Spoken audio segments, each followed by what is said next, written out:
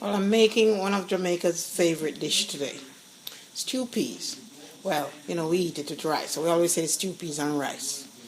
And for this dish, you need red peas. Now, people use gungo, but it's not the same.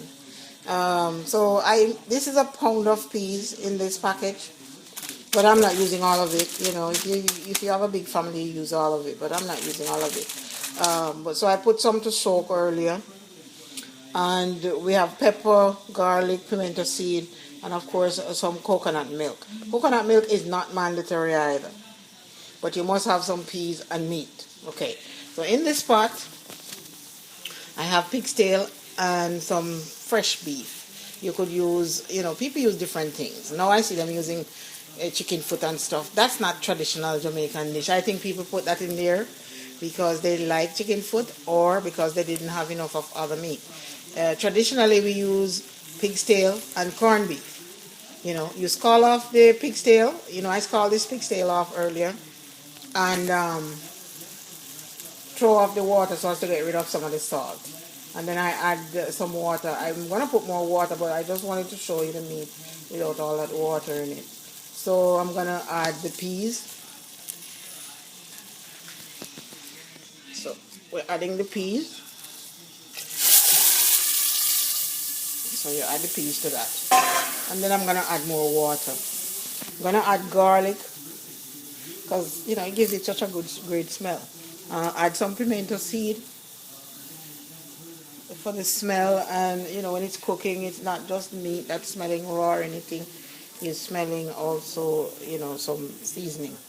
I'm also going to add some scallion that I picked from my window right here, my window box, right in the kitchen. And for now, that's what I'm going to add.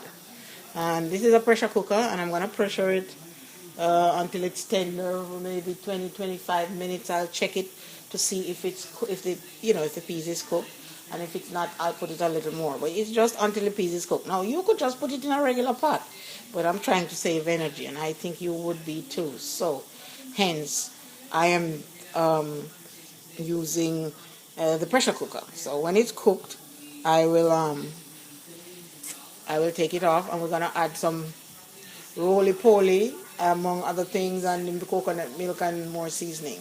So I'll show you that as soon as that we reach to that point. So while the meat is pressuring on the peas for the stew peas, I'm making what we call roly-poly. Some people call it spinners. Add a little salt to a little flour.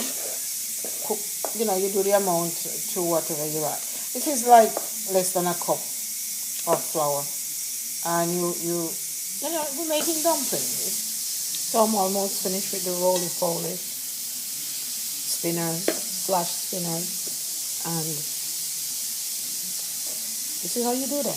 Take a piece of dough, put it in your hand, and you roll. See? Roll. And then they get pointy. If it gets too long, you can always pinch a little piece off and roll again. There it is. Hopefully, if you've never done this before, I'm helping you to make it. Well, you can hear the pressure cooker in the background cooking up the peas and the pig's tail and the meat and everything. And that's the end of that. So these I'll wait. When we almost finish cooking, we're gonna put these in. When everything else is almost finished, I'll update you as I go along. So the peas is cooked. I drop in some onions and the roly-poly, spinners, whatever. And now that is being cooked. But it's almost cooked. I'm going to put the coconut milk in there and season it up with some pepper and, black pepper and more thyme and scallion.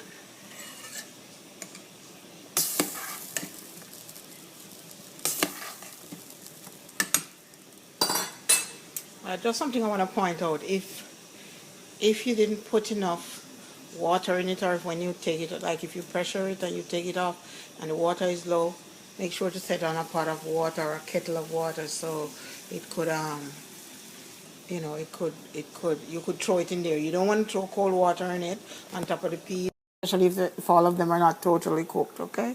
All right.